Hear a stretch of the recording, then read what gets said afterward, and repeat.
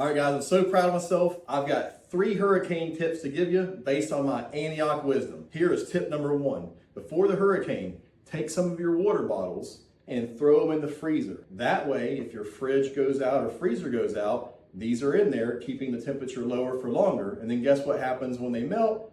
You still got your water. Number 2, same concept, but here's the deal. Get you a jug, get you a gallon of water and freeze this. And then you throw this in your freezer because a big block of ice is going to keep things colder for a lot longer than a small block of ice. A lot of times when you go on fishing trips, you throw this down there in the bottom of your boat, you're going to keep your bait and your fish colder for a lot longer.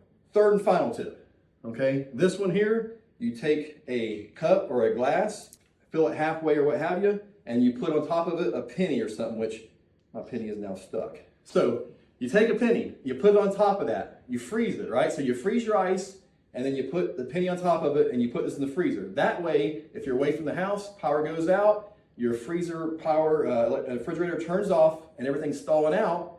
If the power comes back on, it refreezes it, and you don't realize that maybe some of your food and meat has gotten rotten because it stayed thawed out for so long. So what happens is, if you do this, and you come back, and that penny is now at the bottom, you know, it can actually be here too. If it refreezes, if that penny's at the bottom, then you know that your refrigerator freezer was off for so long that this much ice has melted and that penny went halfway or even down. So you kind of have an idea of how long your power is out, so you don't have to, you know, risk yourself eating food that might not be edible at that point. So hope that helps. Thank you so much.